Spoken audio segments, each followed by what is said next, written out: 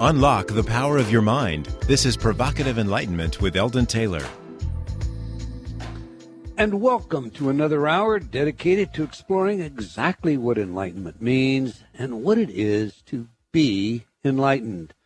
Indeed, an hour devoted to learning something more about ourselves, an hour designed to help us integrate all of our knowledge and perhaps even challenge some of our ideas about the world we live in and the people we have become. I'm Eldon Taylor, and this is Provocative Enlightenment. Every week I read some of your letters as our way of respecting the very important role you have in helping us to make this show successful. Last week our guest was Steve Maraboli, and we discussed the power of one. Antonio wrote, Eldon, great show today. Steve Maraboli is an inspiring guest who speaks a resonating truth. You are the point of origin. Well, you know, Antonio, I like that quote too. Thanks for your letter. Shannon wrote, I just listened to your interview with Steve Maraboli. It was amazing. I really love when you're on his show, Empowered Living Radio, so it was fun to hear you be the interviewer. Thanks for all you do. Well, thank you, Shannon, and I enjoy being on Steve's show as well. Mark wrote, it would be interesting if your guest, Steve Maraboli, had a conversation with Lynn McTaggart, I'll get that said, a recent guest who wrote The Bond. According to Steve, each person is the point of origin. According to Lynn, we all have a common bond or field. She says the group can both positively or negatively affect the individual. I'm sure much of their views overlap, but they seem to approach it from opposite sides. The discussion about the individual and group has been an ongoing one in the spiritual movement. I think the topic is significant because there are many within the movement who believe that we're entering a shift where old systems will give way to new ones. In the new system, what will be the relationship between the individual and society? The responses I hear have largely been vague and almost downplayed. However, the topic is still very important and should be further discussed. Well, that's an excellent letter, Mark, and it is a subject that we will discuss at great length. But for today, as you know from listening to this show, I have issues with McTaggart's view. But with that said, I know that both Steve and I believe in the power of one, the individual, to bring about the changes we desire in the world. As Gandhi said, be the change you want. Now, if one is seeking to sit on their duff and collect from society, then I suppose that is, what you want to be. For both Steve and myself, that is not the change we're looking for. When you build strong individuals, self-reliant and confident, then you have the links that strengthen the chain. But alas, no chain is any stronger than its weakest link. Spirituality is not about losing yourself to become nothing. There is a very appropriate saying here that goes like this. All that I am is a gift, and what I do with that gift is the only way I can give back to the Creator, the gifter. It's the story of the talents from the biblical literature, if you will. We all have unique talents, and depending on the collective, depending on the collective is not how we're going to develop those talents. Quite the opposite is really true, at least in my view. The stronger you are, the greater the gifts you can bring to the collective. Think of it this way. Where is the world today without the individualistic and competitive geniuses of people such as Steve Jobs, Bill Gates, Sergey Brin, Larry Page, Mark Zuckerberg, or for that matter, the likes of Einstein, Heisenberg, Bohr, and Richard Feynman? This is a subject for another show, so suffice it to say for now, the power of one begins and ends with each of us. And as Benjamin Disraeli put it, the greatest good you can do for another is not just share your riches, but reveal to them their own. Gail wrote, I've listened to your program on Hay House Radio and appreciate the free downloads. Thanks for your generosity. Well, you're more than welcome, Gail, and I'll use your letter to remind our audience that we offer a number of InnerTalk programs free for the downloading as just a part of our own Pay It Forward program. These are not samples. This is the patented InnerTalk technology that has been proven effective in repeated double-blind studies conducted by independent researchers at leading institutions such as Stanford. So why wait? Start improving your life today. Just go to InnerTalk, INNERTALK.com, and choose free programs from the left-hand navigation pane. All right, Lucero wrote, I was in a retreat on 11/11/11, and I was marketing Eldon's products. They asked me if I worked for the company. I responded with smiling and sharing my bright, loving energy that your products really, really work. Your products are lifesavers. Thank you so much for being a source of happiness and kindness for lots of people. Well, thank you, Lucero, for your wonderful letter and fabulous support. And I assume you did let everyone know that you don't work for me, although I guess I should ought to pay you if you're out there doing that. But thank you again. All right, that's all the time we're going to take for letters, but I do invite you to opine by sending your email to Eldon at eldontaylor.com or by joining me on Facebook. You can also just leave comments on my website. I do try to read all of your letters. Obviously, we can't get them all on the air, but they do impact our programming, and thank you for your support. Now to today's show, the integration of mind, body, spirit to awaken the human potential and heal the body. Our guest is probably best known as the result of her iconic portrayal as Jamie Summers in her Emmy Award-winning role as the Bionic Woman. I'm speaking, of course, of the one and only Lindsay Wagner. Once the Bionic Woman series had ended, Lindsay went on to become the queen of television movies with over 40 TV movies, 5 miniseries, and 12 feature films to her name. Notable successes were Shattered Dreams in 1990, which she co-produced on domestic violence, A Child's Cry in 1985 about child abuse, The Taking of Flight 847 on the root complexities of terrorism in 1988, Fighting for My Daughter in 1995, highlighting the problem of teen prostitution, and 4 Extraordinary Women in 2006 on the emotional subject of breast cancer. Lindsay has always been committed to the advancement of human potential. This has been evident not only throughout her highly successful acting career, but also in her personal life. She has chosen her films, taking into consideration the effect they will have on the audience, and used her position as a public figure to highlight issues that are important to her, with the objective of helping people in their personal journeys. More recently, Lindsay has combined her personal experience and many years of study, both Western and Eastern modalities, to develop Quiet the Mind and Open the Heart, experiential workshops and retreats, and she has produced a special meditation CD, Open to Oneness. Her programs are designed to help overcome our own personal challenges while accessing the peace and joy that is naturally within us. Lindsay offers these programs as a way of sharing that which has greatly impacted her life. So let's get her in here. Welcome to Provocative Enlightenment, Lindsay Wagner. Hi, thank you. Indeed, our pleasure. First, I love your work, and I admire the diversity of skill you demonstrate across so many different roles. I was a practicing criminalist for years, and so chick flicks, as they're called commonly among us guys, something I kind of avoided. My wife got me interested in. I love yours. I think I've seen all of them. At least I've seen those that I just covered. But did you ever anticipate... Well, my pleasure. Did you ever anticipate when you began filming The Bionic Woman that it would be the hit it became, and further, that from it you would be where you are today providing workshops on spirituality? Well, that's a big question. No, I didn't. I certainly didn't expect. I think there's many sections to that question. And firstly, I didn't expect that it was going to be as huge as it was. I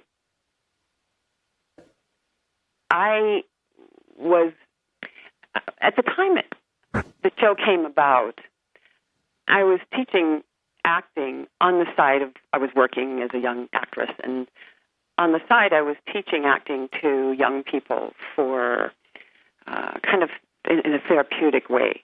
It wasn't kids in a place, a facility or anything where there was serious problems, although some of them may have had, I don't know. But it was at a school that couldn't afford arts. And so I was just volunteering my time and teaching after school, trying to help kids, because that's how I started acting. I stumbled into it as a very young person at the age of 12, through a family friend. And they kind of brought me in to help me learn to express myself and get in touch with my emotions, because I was very locked up with my pain or sadness, and I was demonstrative and funny. I could be funny and entertaining, but wouldn't share my pain. And in fact, I got funnier as my pain got stronger, right, to try and cover it. Okay. But they were very sensitive people, and he was an acting coach, and they kind of tuned into that in me, and were wanting me to have a place to express myself. And so that's how it started for me, and it began to change my view very subtly of our whole self, of my, that my pain was not shameful, that it was not a burden, and those were kind of images that I already had at that age. And so when I was older and doing it, and I had this situation with, or encountered this school, I really wanted to help kids, because I think to one degree or another, all young people kind of start going through that as they grow up and find themselves, their expectations put on them. Okay, you're not a child anymore. So I was teaching junior high kids in early high school years, and that's a tough age. And so going into acting for me was having a place where I could express my views. It wasn't for the acting itself. It was just the way that I came to it. And I, in fact, wanted to be a psychologist, but was extremely dyslexic and old enough to where they didn't know how to help you back then.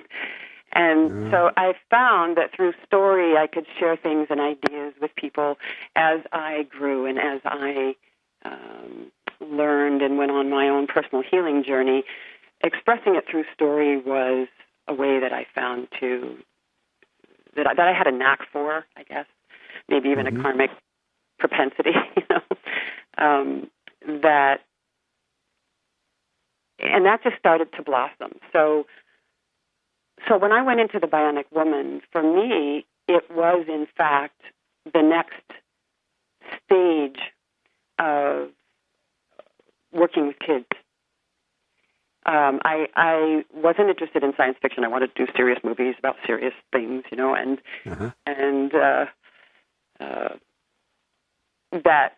that drive for me to help others, if you will, with something that I had learned, anything that I'd learned, I wanted to put in story. But I found that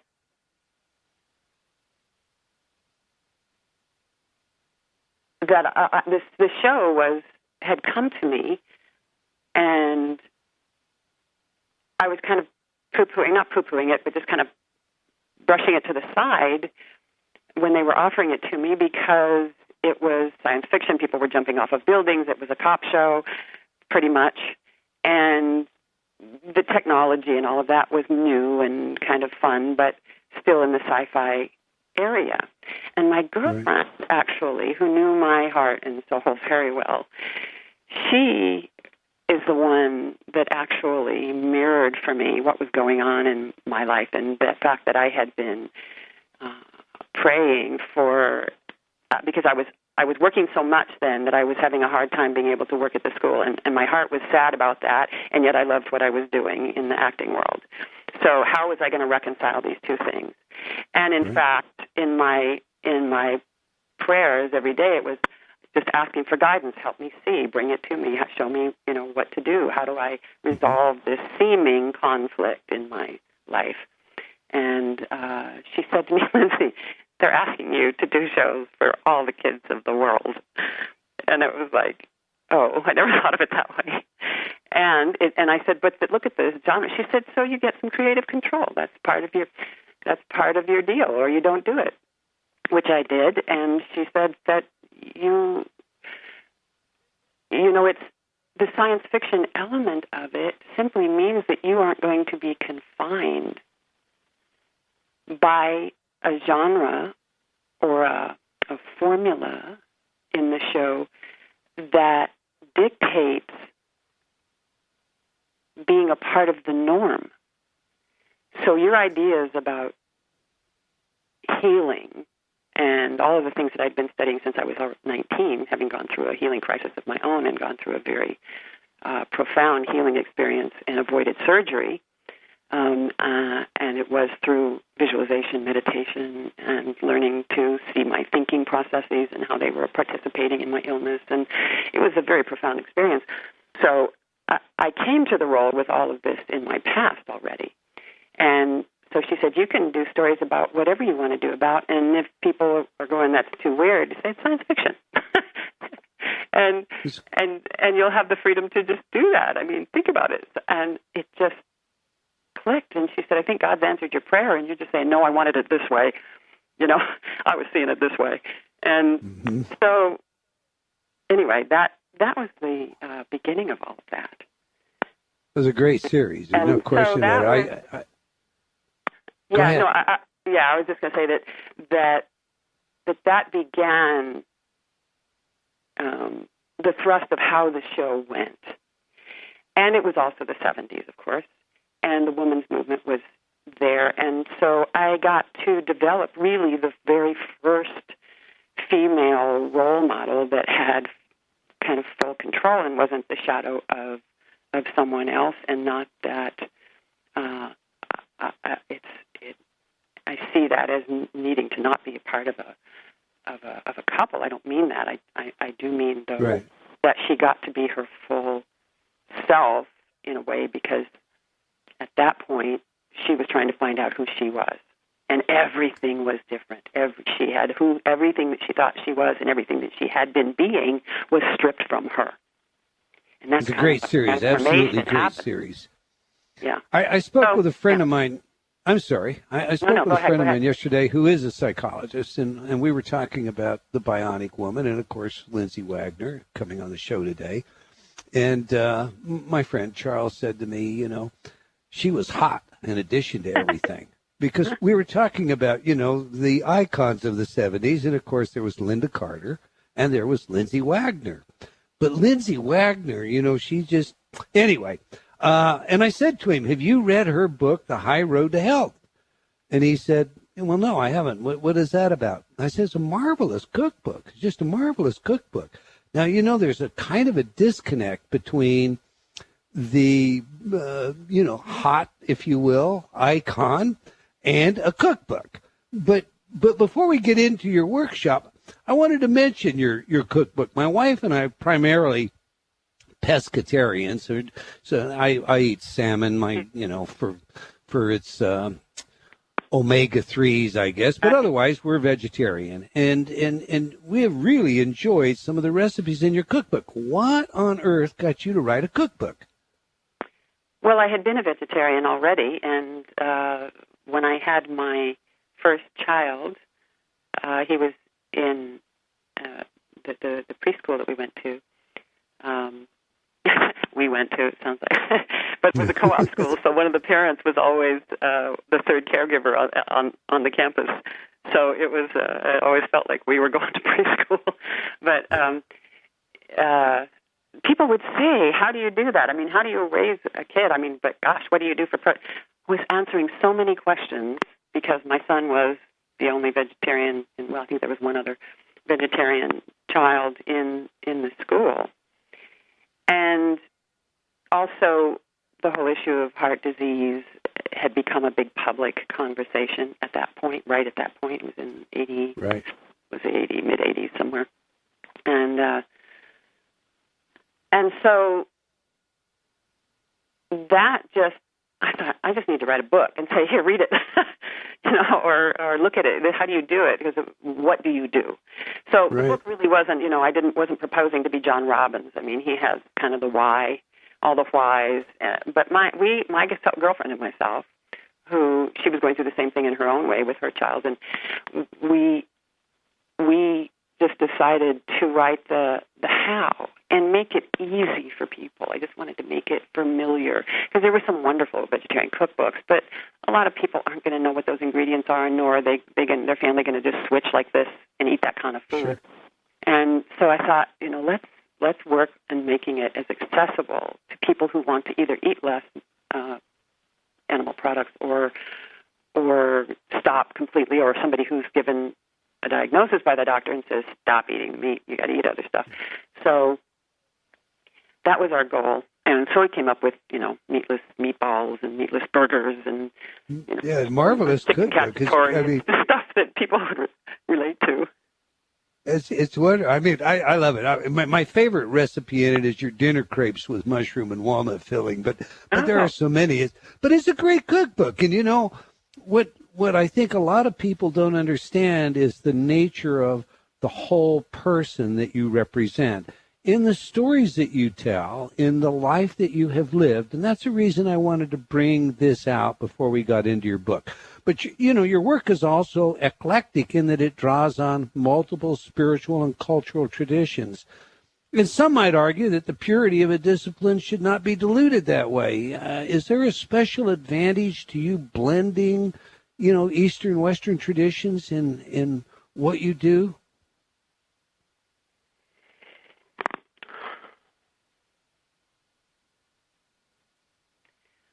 Want a different question? No, they're good questions. It's just not the one that I get typically asked, and so I want to give you an answer from my heart, not my head. I love that. I share what's helped me, and I have been blessed to meet people from so many different traditions and consider my teachers or my angels at different points in my life. And when I feel like I'm stuck, I, of course, just sit back and say, okay, God, come on, I need something. I'm stuck here with all that I already know, and or one of my mentors has passed away, or that something. I send me something here, and it always happens. And it's usually got a different face and coming from a different camp. But I think that I heard you mentioned earlier in your opening, someone had written in something about where are we headed, and I think the division, the concretized divisions that we hold in our minds about the other, whether it's the other religion or the other race or the other country or the other whatever, is, to me, reflective of the only issue we human beings really even have, is that we feel separate from the whole of this creation, and we feel separate from the Creator. And so oneness, and that's the I was going to say, and that is an illusion, but let's hold that thought. Let's come back to that, because we're coming up on a hard break right now. Okay. And I want to let everybody know about your CD. You're listening to Provocative Enlightenment on Hay House Radio. We're talking with Lindsay Wagner about the integration of mind, body, spirit to awaken the human potential and heal the heart, heal the body. When you come back, I'll play a short piece of her new CD as well. So stay tuned. You won't want to miss what's coming next.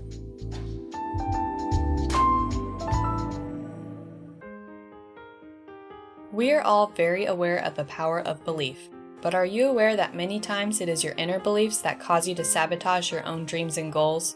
Success is so much more likely when your inner beliefs are in line with your outer goals. And now, using Eldon Taylor's InnerTalk technology, you can do just this. InnerTalk is a patented subliminal technology and is the only such technology to be researched by numerous independent universities and institutions, including Stanford, and been demonstrated effective at priming your self-talk. There are hundreds of titles to choose from, ranging from weight loss to esteem, organized and efficient to prosperity and abundance, attracting the right love relationship to winning sports performance, accelerated learning to accelerated healing. Eldon Taylor's patented InnerTalk technology is your key to success. Check it out today. Visit www.innertalk.com. That's INNERTALK.com. Innertalk.com.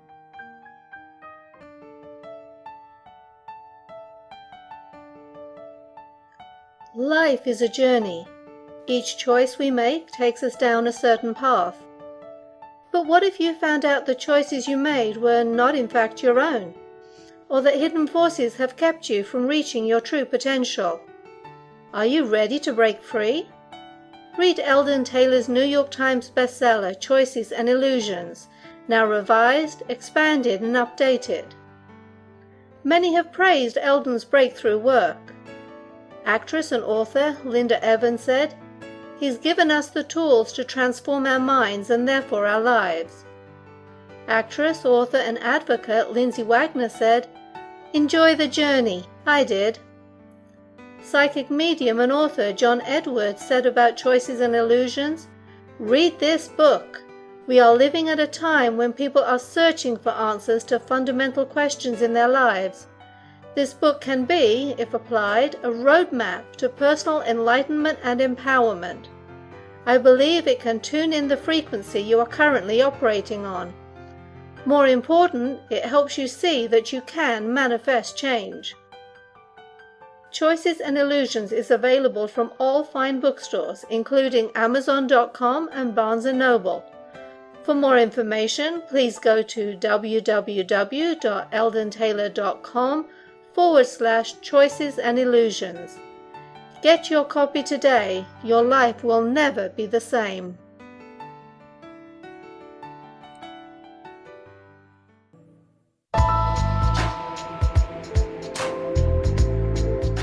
Unlock the power of your mind. This is Provocative Enlightenment with Eldon Taylor. Welcome back. If you just joined us, we're discussing with Lindsay Wagner the integration of mind, body, spirit to awaken the human potential and heal the body.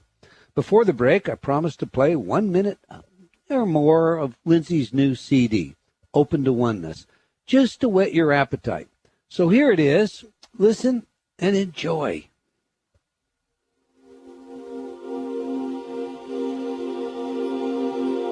Relax.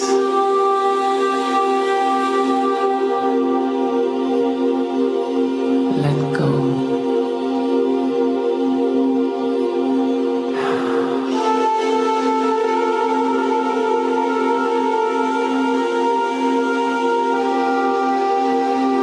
I open to oneness, to causeless peace, joy, creativity,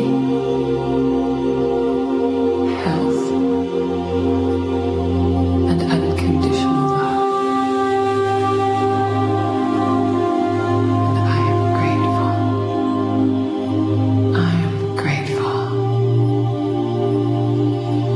I am grateful.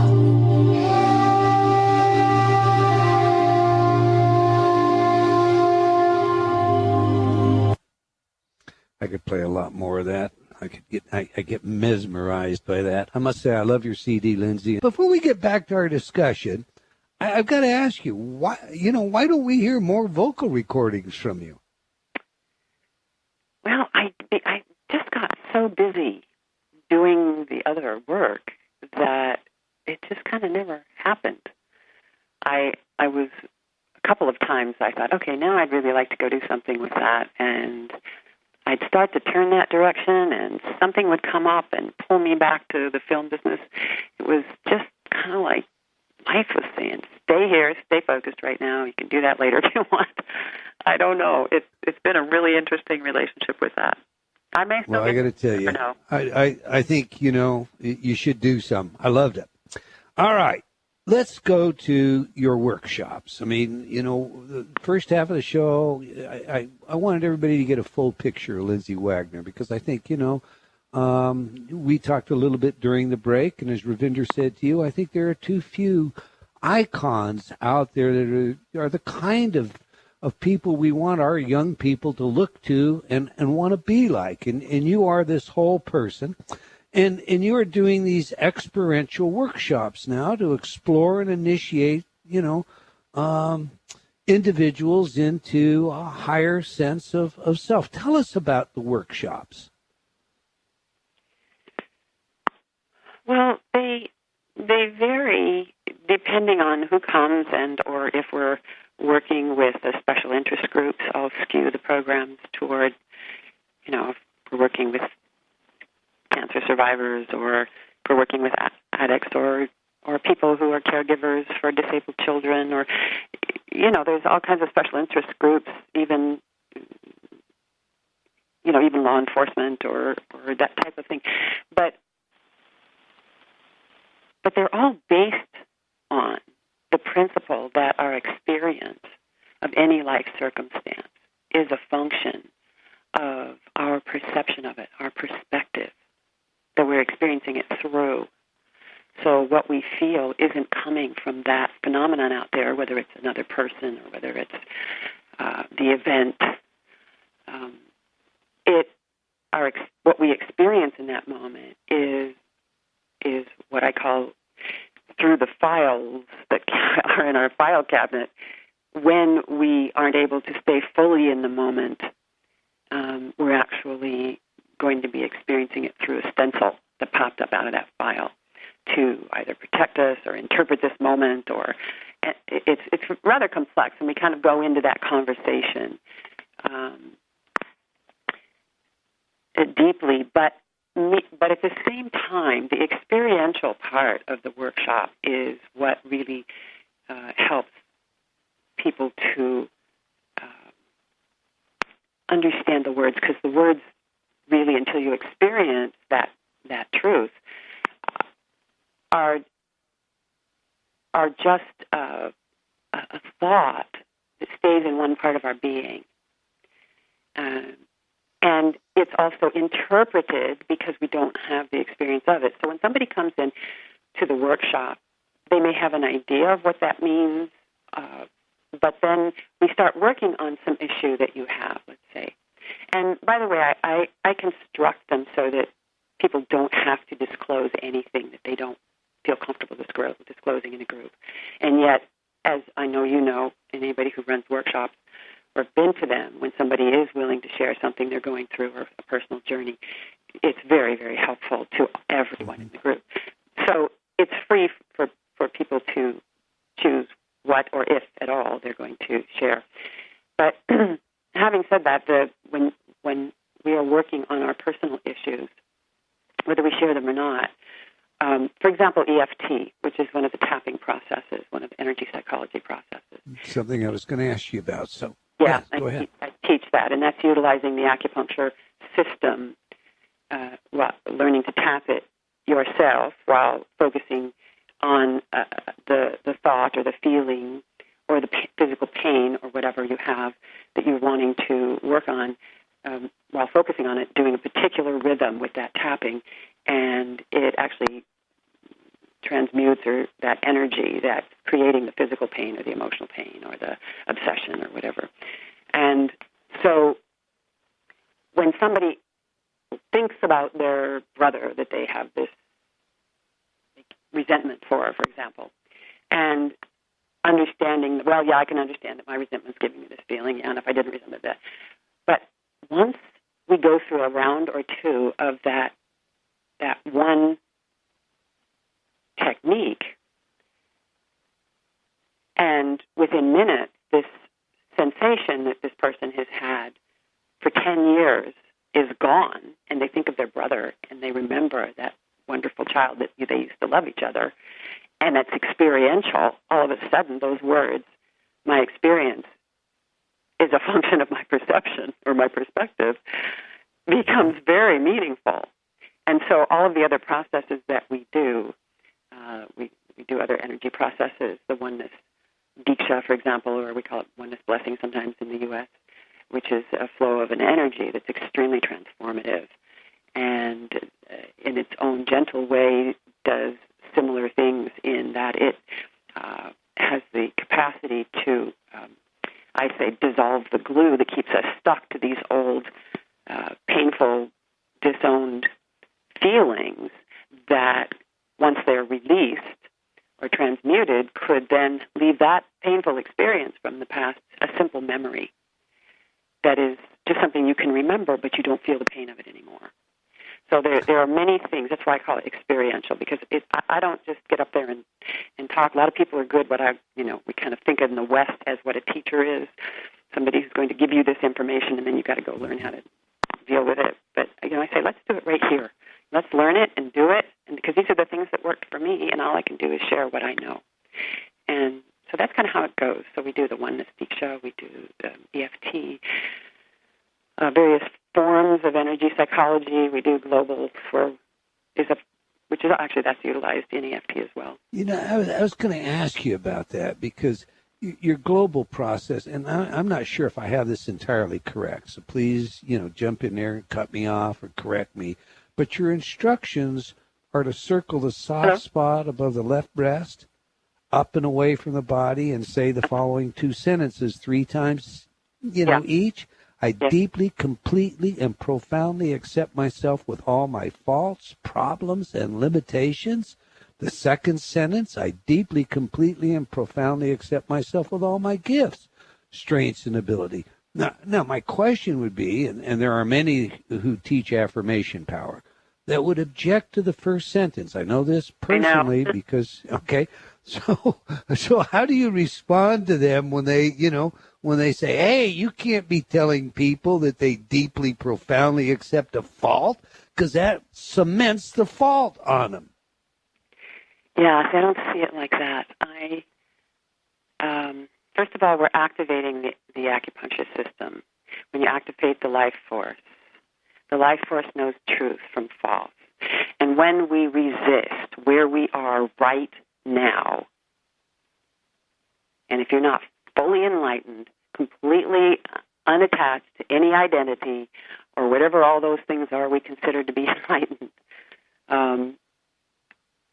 in this moment, there is something there that perhaps is not life-enhancing in your beingness, your habituated self that is life-diminishing.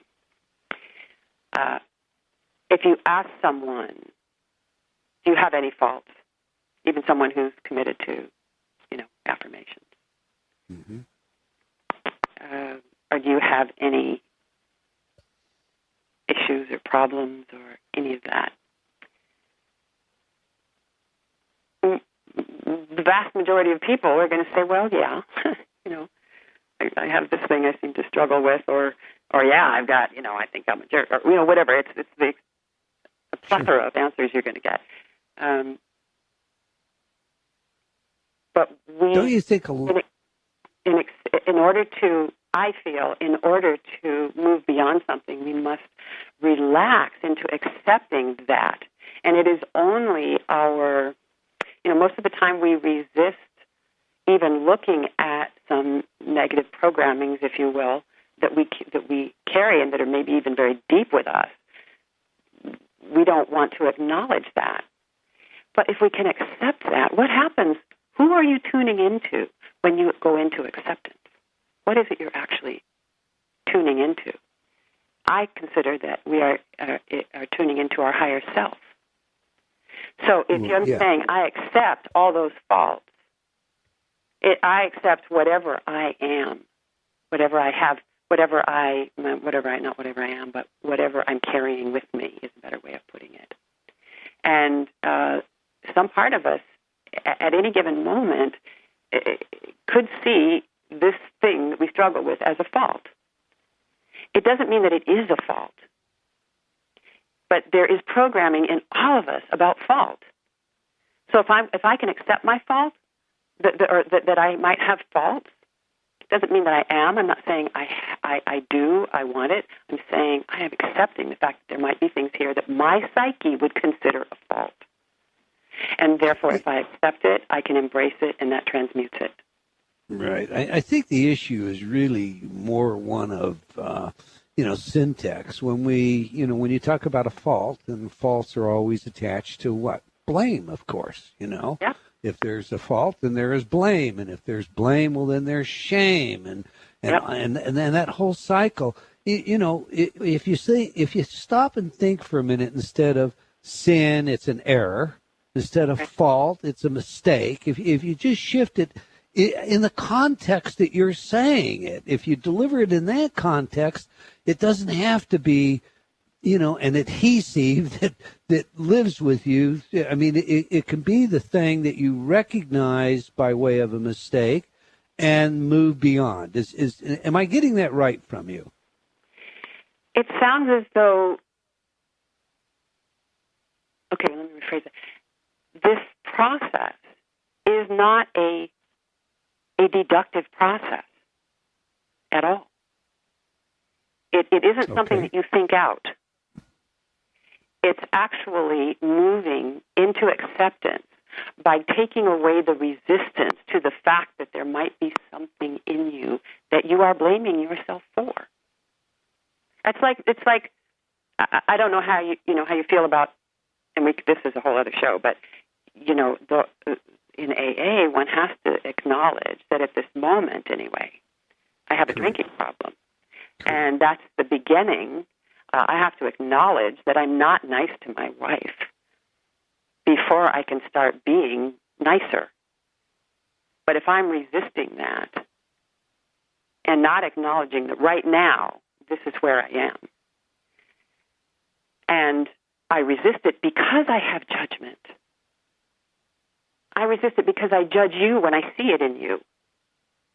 If I can accept it in myself, I can be more accepting of you. If I can be more accepting of you, the whole you. That's the point. That's why you do them both. You're accepting your whole self, however you are right now. And because there are little programs in there that are judging you and that are judging others all the time until we completely transcend all that. So to me, it's just acknowledging that we have. And there's times when you just might want to, when you catch yourself being, disowning your. People would say, why would you have to own your gifts or your strengths or your ability? Why would you have to do it to that? If you do it to that, then you're saying that you don't think you have it also. You know what I'm saying? Right. And that's true, because you don't, because you resist that too. It's about removing the resistance. It's about removing any resistance and letting the life force flow through in power with everything else. With everything. Okay, now I'm going to ask you. And you can't do that affirmation without. I wouldn't recommend doing that affirmation without working the acupuncture point, because that's stimulating the life force, and the life force is where the purity is, and the power, and the intelligence of where to go with it. We can't do this with our mind.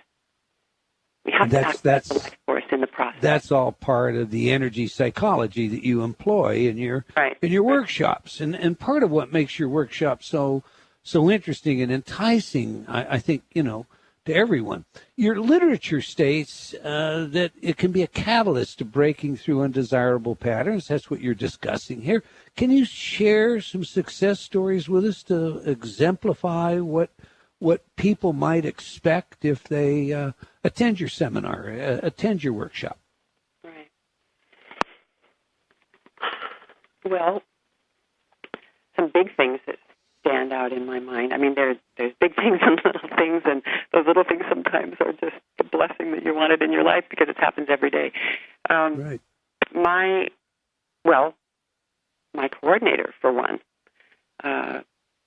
she's kind of responsible for making all these workshops happen these days.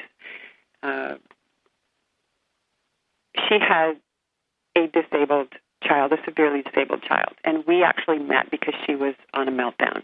Her mother had recently come down with, or been diagnosed with Alzheimer's, and was beginning that journey. And she just had so much on her plate, she could not handle it. She couldn't handle her own life. She had 2 children. They were having other family problems, and she had just hit a wall when we met. And I did just a little bit of work with her, with the Diksha, the Oneness Diksha.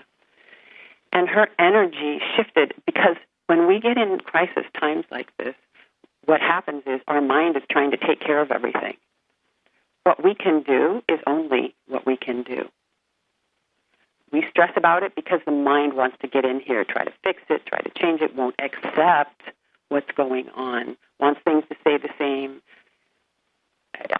All of the types of thinking processes that just knee-jerk up and get in the way of us just taking care of what we can in the moment and being in the moment. And there's so much power and energy in the moment. But we're not there, so it gets all sucked out, and eventually we get drained completely. She experienced this oneness diksha, and it was so helpful for her, as well as the orientation of how she was holding how she was holding this experience and herself, and what she was responsible for and what she wasn't responsible for in all of this. That the shift she had from that one event, not only did she find her life shifting on a day-to-day basis, but she wanted to share it with others. So on top of everything else she was already dealing with that she couldn't deal with, she started putting together workshops. And in 3 months, she did a second session where we did some of the EFT work in conjunction with the Diksha. And after that, she had me in 3 months. She had me over in England on a month-and-a-half tour, and was still taking care of her mother, doing what she needed to do for her daughter, and put me, it was just blew my mind. I mean, when she said, "Would you come to England?" I said, "Sure, if you can fix it up. Here's what I need, blah, blah, blah, blah." And I really honestly didn't expect to hear from her for a long time, if ever. And when she called me back in a couple of months and said, "Well, would you do this, or this?" And then it started growing. Well, could you stay a little bit longer? It was like, oh, my goodness, I created a monster here. and it was just amazing. And she's continued to do so and blossom. And she even does and teaches these processes herself now. Another person who was a gentleman who was trying to stop drinking, he indeed did stop, but he was a manager for huge apartment buildings, and there's a lot of detail work in that, and a lot to keep track of. And he came back one time, and he said he had to share something that was really humorous to him, because he felt he was always maxed out, never could get everything done in time. And his mother occasionally used to come in and help him in the workplace when he'd get overloaded. And she was still doing that on occasion, but he said the funny thing is that his mind was quieter, and he did use these words. He was calmer.